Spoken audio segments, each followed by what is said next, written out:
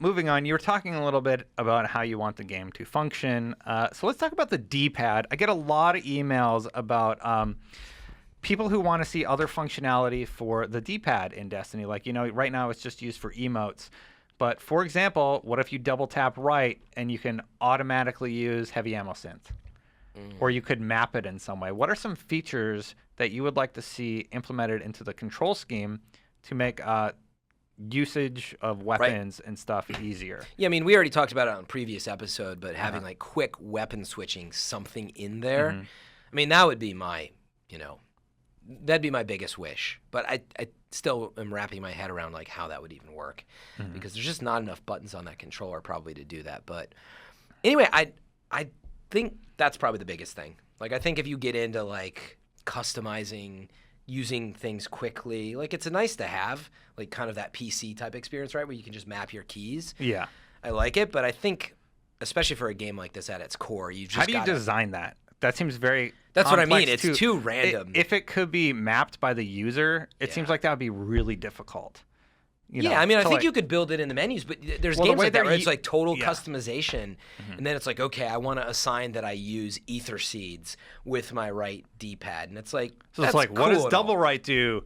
Do you want to use heavy ammo synthesis, equip your next primary, do this, and then there's just a list of like 90 different options that you could do? It'd be crazy, and that's what some games do because the customization, they want to empower the player, but it's probably a waste of time, and like we talk about a lot, with Bungie fixing stuff, it can introduce other problems. So, but I do think at its core, that's an important question: is the D-pad best for like some of the dancing and waving and sitting? That's a really important part of the game. I use that to communicate with people that don't have mics all the time. Like point that way, or like, what are you doing?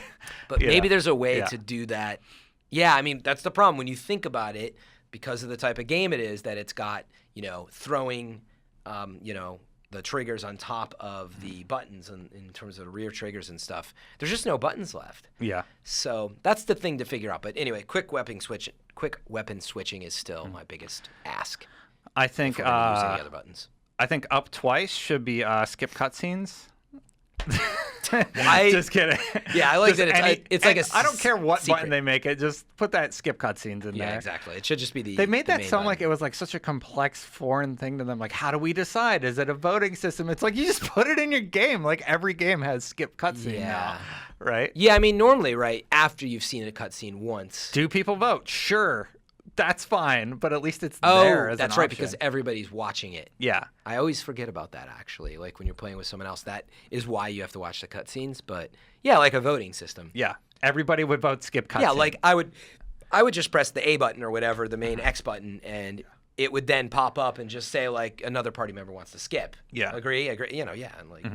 Yeah, it is I've seen kind of a other games do ridiculous that. waste of time when you think about things they should spend their time on developing, like skipping a cutscene, but it also is a big annoyance for the community that plays a lot. So, yeah, that's something completely different. I don't know that you need the D-pad, though, to figure that out. They did send through a list of things that they're working on, and it's very nice to hear that the vault's being adjusted and all the other important things that the community has been talking like about. fixing, some of the raid bugs and like big boss Atheon stuff. and Crota don't work quite as expected. Like Crota getting up quickly off his knee, which we've talked about previously, but fixing that stuff's going to be huge. So yeah, spend your time on that.